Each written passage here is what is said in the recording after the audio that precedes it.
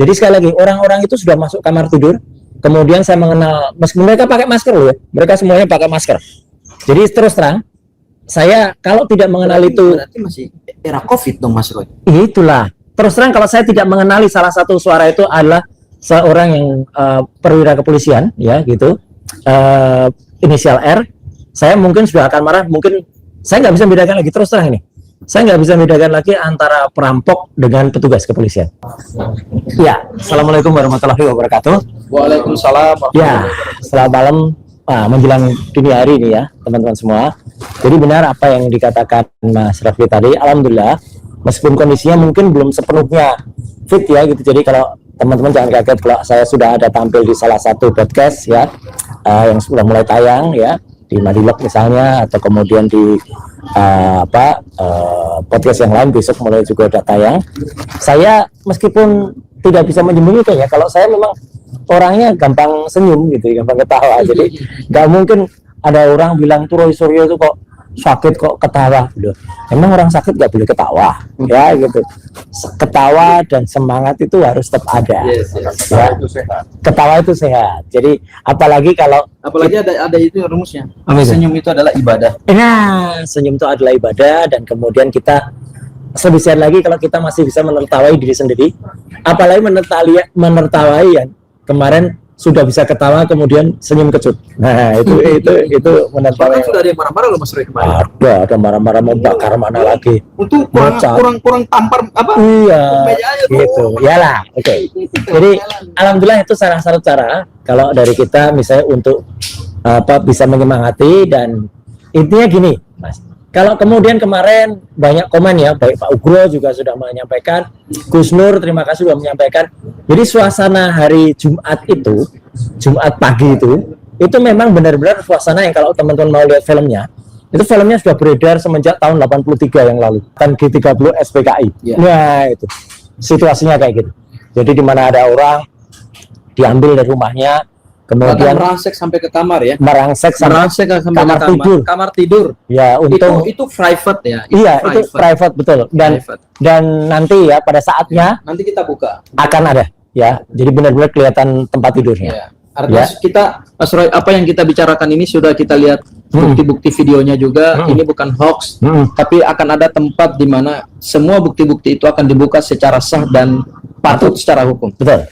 Nah, jadi singkat kata memang hari itu Jumat pagi itu saya memang baru saja malamnya baru saya pulang ya dengan rombongan yang sama sebenarnya ya gitu, kecuali Mas Gafur waktu itu nggak ikut. Betul, nggak ikut ya, dari Bandung. Dan kemudian itu juga penting ya, Bandung itu jangan dikait-kaitkan dengan kemudian itu ada acara untuk melakukan pemberontakan atau protes. Nggak ada sama sekali. Tokoh yang disebut-sebut itu juga nggak datang di Bandung ya gitu. Jadi jangan kemudian melemparkan hoax bahwa kita mengadakan suatu pergerakan sesuatu ya di Bandung, enggak.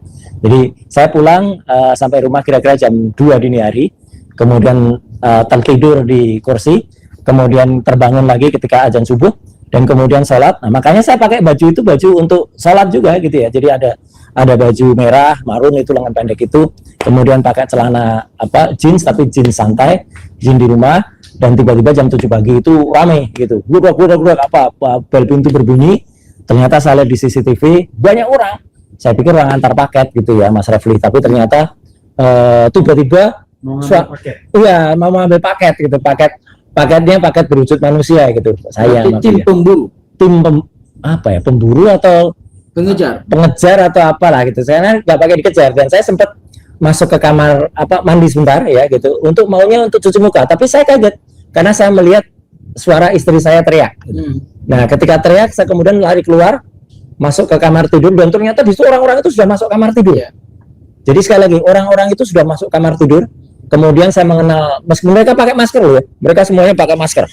Jadi terus terang, saya kalau tidak mengenal berarti masih era COVID dong Mas Roy. Itulah. Terus terang kalau saya tidak mengenali salah satu suara itu adalah seorang yang perwira kepolisian ya gitu, inisial R, saya mungkin sudah akan marah, mungkin saya nggak bisa membedakan lagi, terus terang ini saya nggak bisa membedakan lagi antara perampok dengan petugas kepolisian, karena mereka menggunakan tutup kepala ya, hanya kemudian mereka menunjukkan identitasnya. Tapi ya siapa tahu kalau identitas itu hanya cetakan pasar pramuka gimana Ya kan bisa aja identitasnya palsu. Kayak ada seseorang termol yang pakai identitas, tapi sebenarnya gini Mas, advokat ini, palsu itu juga ada tuh identitasnya. Ini menarik Mas Roy. Biar gamblang ya. Saya ya. bertanya nih biar gamblang. Kalau penangkapan secara resmi, penangkapan itu kan patut, perintah undang-undang. Ya, harus menggunakan sarana yang patut dan layak kan. Yang dibawa itu satu surat perintah penangkapan. Ya. Kedua surat tugas. Ya, surat perintah penangkapan, surat tugas. Dan ketiga surat izin masuk rumah orang yang kita sebut itu surat penggeledahan. Ya. Begitu mereka masuk, mereka ketuk pintu kan? Ya. Assalamualaikum. Ya. Nih yang punya rumah siapa? Ya. Izin. Kami dari aparat sekian. Ya. Sudah membawa surat perintah kepada Bapak. Ya. Ini surat perintahnya. Ya. Ini surat tugas kami. Ya. Kemudian ini identitas kami. Ya. Hari ini kami mau membawa Bapak, misalnya ini. Ini kita bicara negara hukum. Iya. Kami mau membawa Bapak ke Polda. Mohon Bapak siap-siap izin, siapkan pakaian, yang Bapak pakai. Kemudian kalau Bapak mau minum teh, silakan dulu minum teh. Nanti kemudian setelah mau kamar kecil, mau ganti baju, monggo silakan, mau cuci muka, mau beres-beres, monggo silakan. Kemudian kalau sudah, bahkan kalau di Amerika Mas Roy, ini di Amerika nih, negara yang sangat demokratis dalam penegakan hukum, itu mereka harus mengizinkan seseorang yang mau ditangkap itu silakan hubungi dulu lawyernya. Kalau lawyernya belum bisa datang hari ini, kemudian nanti kami tunggu di kantor. Baru setelah ada kesepakatan itu, secara itikat baik kedua belah pihak, kecuali ada perlawanan. Kalau ada perlawanan yang membahayakan keselamatan petugas, pasti melakukan upaya paksa. Misalnya melumpuhkan. Tapi kalau ada ancaman, makanya kalau tidak ada ancaman, apalagi yang bersangkutan mau dijemput itu punya itikat baik, monggo Bapak, kita sama-sama naik ke mobil, kemudian kami ke kantor. Itu yang kita bayangkan seperti itu sebagai negara demokrasi, negara hukum. Pertanyaan saya, apakah terjadi nggak seperti itu, Mas Roy? Tidak ada. Yang saya tahu mungkin mereka memang sebelum masuk itu menunjukkan diri identitas kepada pembantu saya. Tapi pembantu saya itu ketakutan dan mengatakan polisi gitu aja. Jadi saya kira mereka tidak sehalus tadi. Dan satu yang paling penting, tidak ada izin RT RW. Karena istri saya barusan mengkonfirmasi juga kemarin ya gitu. Atau koordinasi misalnya dengan RT RW? Nggak ada. Mungkin izin dari pengadilan tapi dengan RTW kan biasanya koordinasi dulu. Nggak ada. Apakah Bapak warga Bapak atas nama sekian, mohon kami didampingi untuk, karena gini Mas, ini jujur ya, harus benar itu kan alamatnya. Di kompleks saya pernah ada juga petugas kepolisian mau mendatangi seseorang, banyak sekali petugas kepolisian, orang ini tersangkut mau diburu, tapi di daerah rumah saya itu ada ketua RT, mereka koordinasi dengan ketua RT, dan mereka datang tuh baik-baik gitu, nggak ada pintu baik-baik. Saya bisa pastikan ya, ini insya Allah ini tidak bohong dan tidak kemudian menjatuhkan institusi kepolisian. Saya bisa pastikan mereka tidak kemudian melalui RT RW tempat. Mereka hanya mengambil atau mengajak 2 orang satpam, dan kemudian memang satpamnya dekat rumah, gardunya itu. Kemudian 2 orang satpam, dan 2 orang satpam itu tidak naik rumah loh, tidak naik ke atas rumah loh. 2 orang satpam itu cukup sopan untuk kemudian menunggu di bawah. Ya, jadi yang naik hanya sekitar 7 orang itu. Satu lagi Mas Roy, mohon maaf nih. Saya mau menggambarkan yang begitu mereka datang, mereka minta izin dong. Bapak, Ibu, mohon maaf, kami hari ini tugas ini. Kan nggak boleh naik sampai ke kamar orang. Itulah kecuali memburu orang yang sedang dikejar. Itu berbeda. Atau orang itu melakukan perlawanan, kabur ke atas, dikejar. Mau ngabur gimana? Mau kamar saya di atas? Berarti mereka langsung merangsek ke atas. Langsung ke atas. Saya kagetnya itu terus terang ini fakta, dan itu akan ada di CCTV. Saya lihat CCTV dari bawah, mereka minta dibuka ya karena ngebel pintu tuh ngebel itu tidak putus-putus. Kling kling. Terus tiba-tiba brutek gitu pintu dibuka, terus mereka langsung naik. Jadi saya hanya dengar suara buk.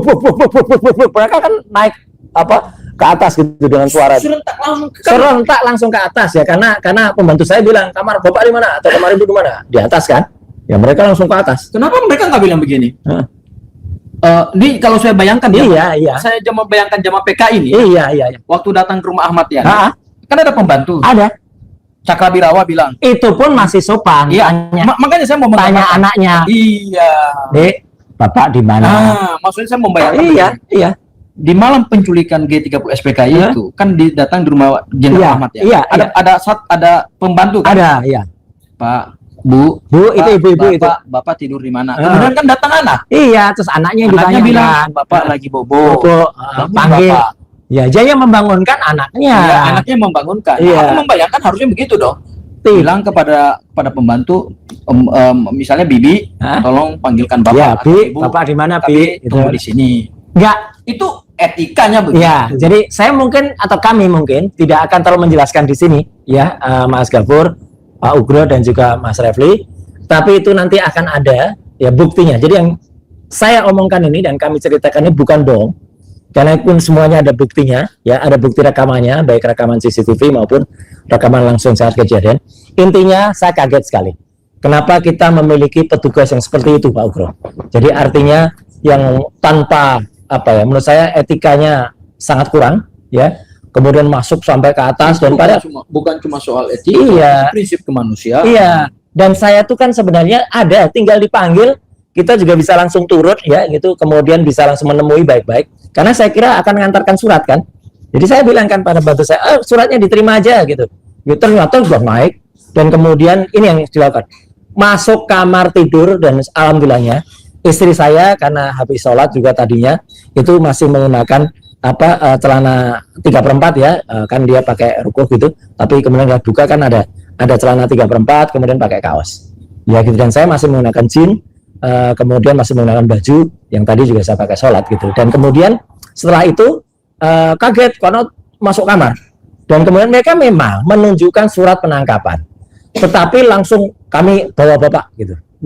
Langsung megang saya, dan ini yang fatal sekali, langsung bilang borgol, siapin borgol gitu. Jadi saya sudah langsung mau diborgol oleh seorang berpangkat itu ya, yang berinisial R ya gitu. Dan kebetulan saya mau kenapa? Kebetulan saya lihat salah seorang petugas yang lain, brigadir gitu, yang kebetulan dia memang sering memeriksa saya gitu ya. Dan itu yang sopan. Jadi memang ada brigadir A itu yang sopan, mengatakan sudah dia menasihati, sudah sama saya aja gitu. Nah akhirnya saya ikut dia. Itu yang bikin saya percaya. Tapi fatalnya setelah kemudian istri saya juga menelpon salah satu lawyer ya di antara kita, lawyer itu bilang tunggu saya gitu. Mereka tidak mau menunggu dan bahkan tidak mau bicara dengan lawyer itu. Tidak mau bicara dengan lawyer itu. Padahal kan sudah mau di video call gini, malah dibalik-balik terus kameranya. Jadi dia wajahnya nggak mau kelihatan. Terus setelah itu saya bilang, saya ganti celana dulu karena ini celana rumah. Nggak usah, tidak diperbolehkan ganti. Ada kata-kata itu. Ya. Terus saya lewat gitu, akhirnya saya ngambil sepatu, ternyata saya mau buka bibet, nggak mungkin kan banyak sekali orang. Kemudian baru saya ambil sepatu, kemudian memang sepatu yang ini kebetulan sepatunya yang ada di luar karena dipakai semalam itu. Kemudian saya dibawa turun, ya, kemudian langsung dimasukkan mobil dan jalan. Udah peristiwanya gitu.